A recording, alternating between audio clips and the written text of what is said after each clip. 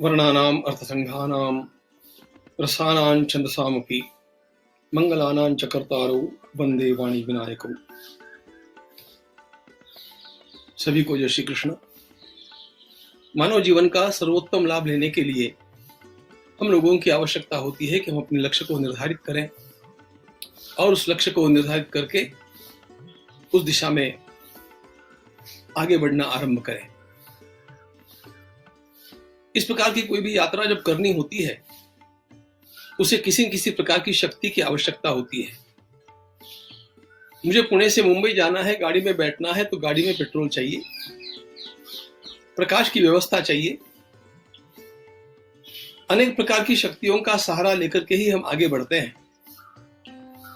हमारे जीवन में भी महान लक्ष्य का निर्धारण करने के उपरांत यदि हम निर्बाध गति से आगे बढ़ना चाहते हैं तो अनेक प्रकार की शक्तियां हमारे साथ जुटाना आवश्यक हो जाता है।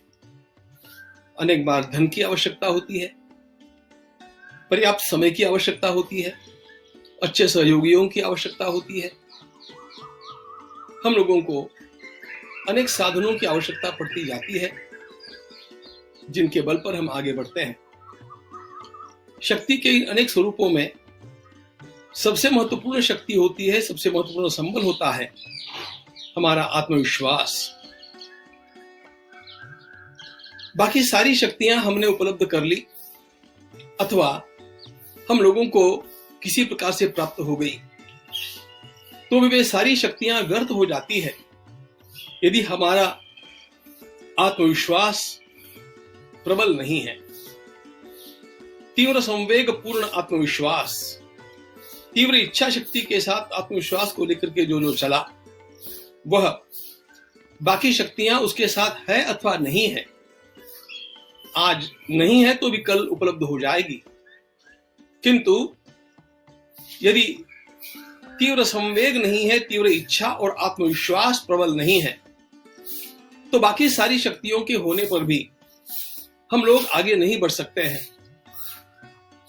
ये मन की शक्ति, ये मन का बल, यह सर्वोपरि बल है, ऐसा हमारी परंपरा में स्थान स्थान पर हम लोगों को उपदेश मिलता है।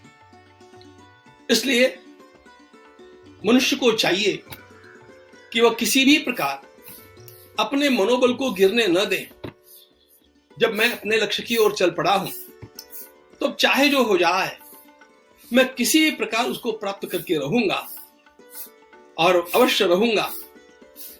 इस प्रकार का मनोबल अंतःकरण में लेकर के जो चला वही अंततोगत्वा उस सफलता की सीढ़ी पर पहुंच सका है। यही हमारा इतिहास है। मनुष्य उद्विग्न हो जाता है, अनेक कारणों से वह निराश हो जाता है, कुंठाग्रस्त हो जाता है और निराशा के गर्त में डूब जाता है। ऐसा मनुष्य सारी क्षमताएं उसके भीतर होने पर भी अपनी क्षमताओं का उपयोग नहीं कर पाता है और इसलिए उसको चाहिए कि वो अपने आत्मविश्वास को कभी गिरने न दे। स्वामी विवेकानंद महाराज को भगवद गीता का जो श्लोक सर्वाधिक प्रिय है उस श्लोक की ओर जरा ध्यान दे। दूसरे अध्याय का यह श्लोक, क्लैब्यम आश्रमगम पार्थ नैतत्त्वयुपपद्यते क्षुद्रम हृदय दौर्बल्यम त्यक्तोत्तिष्ठ परंतप। स्वामी जी कहा करते थे कि भगवद गीता तो आरंभ से अंत तक अच्छी ही अच्छी है, इसमें और अच्छे अच्छे श्लोक भी मिलते हैं, किंतु मुझे यह श्लोक सर्वाधिक प्रिय है क्योंकि यह श्लोक आत्मविश्वास का जागरण करने वाला श्लोक है। भगवान स्वयं इसमें निराशा के गर्त में डूबे हुए अर्जुन से कहते हैं, पार्थ उठो, किसी प्रकार की शक्तिहीनता का अनुभव नहीं करो, नामर्द मत बनो, तुम्हें अपना आत्मविश्वास नहीं खोना चाहिए। भगवान आत्मविश्वास के जागरण के साथ गीता के उपदेश का आरंभ करते हैं क्योंकि अन्य सारी शक्तियां व्यर्थ हो जाती है यदि व्यक्ति का आत्मविश्वास जागृत नहीं है। स्वामी जी स्वयं अपने जीवन का एक उदाहरण बतलाते। एक बार वृंदावन में घूमते हुए कुछ वानर उनके पीछे पड़ गए और उनसे डर करके स्वामी जी दौड़ने लगे तो एक दूर से देखने वाले वृद्ध साधु ने कहा, ए साधु, तुम भागो नहीं, डट करके खड़े हो जाओ, बानरों की ओर देखो। स्वामी जी ने यह सुना और वे डट करके खड़े हो गए। पीछे मुड़ करके जैसे ही उन्होंने वानरों की ओर देखा, वानर भाग रहे थे और स्वामी जी वहीं पर खड़े थे। जब तक हम पलायनवादी होकर के, डर करके और मैदान छोड़ करके चलना चाहते हैं, संकट हमारा पीछा छोड़ते नहीं, लेकिन हम आत्मोत्सर्ग तक की तैयारी रख करके निर्भयता के साथ संकटों की ओर देखने लग जाते हैं तो संकट पिघल जाते हैं, संकट पलायन कर देते हैं।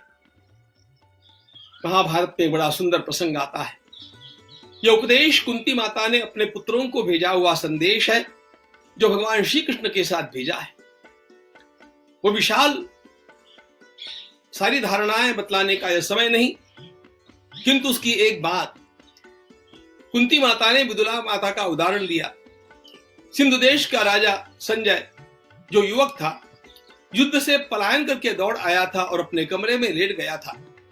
उसकी मां विदुला ने उसे फटकार करके कहा, उत्तिष्ठ हे का पुरुष, अरे निर्बल उठो, तुम कैसे भाग करके आ गए?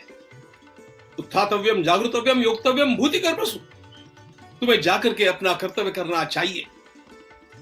मां की यह फटकार, मां के ये ओजस्वी शब्द उसके लिए जादू का काम कर गए। अपनी शक्ति को बटोर करके वह पुनः उत्साह के साथ उठा और युद्ध में जाकर के डटा। उसने उस युद्ध को जीत लिया, युद्ध में विजय प्राप्त की। यहां पर शक्ति की कमी नहीं थी, मनोबल की कमी थी। मनोबल के अभाव में वह भाग करके आया था। मनोबल के जागृत होते ही वह पुनः अपनी शक्ति से शत्रु को परास्त कर सका। स्कॉटलैंड के राजा ब्रूस की एक कहानी बतलाते हैं। शत्रुओं के डर से भाग करके वह वन में एक गुफा में छिपा था और उसको लग रहा था कि अब मैं असहाय हो गया हूं, लेकिन वहां पर बनने वाला मकड़ी का एक जाल वह देख रहा था। बार बार गिर करके भी वह मकड़ी पुनः उठ करके अपने काम में लग रही थी और आखिरकार उसने अपना जाल बुन लिया। ब्रूस को लगा, अरे एक दो बार मैं पराभूत हो गया तो क्या, मुझे फिर से प्रयास करना चाहिए। मनोबल को धारण करके वह निकला। उसने पुनः धीरे धीरे अपनी सेना को इकट्ठा किया और स्कॉटलैंड के ऊपर उसने विजय प्राप्त की। आवश्यकता होती है इस मनोबल के बने रहने की। आपने नरवीर तानाजी की कहानी सुनी होगी। सिंहगढ़ के ऊपर विजय प्राप्त करते हुए नरवीर तानाजी वीर गति को प्राप्त हो गए। जैसी कि हम लोगों की आदत है, मानवों की सेना वहां से पलायन करने लगी। तानाजी के ही भाई सूर्या जी ने उस सेना को रोक करके कहा, बंधुओं ध्यान रखना, जिन रस्सियों से चढ़ करके आप ऊपर आए थे मैंने वे काट डाली है। अब या तो आपको कूद करके मरना है अथवा आपको लड़ करके मरना है।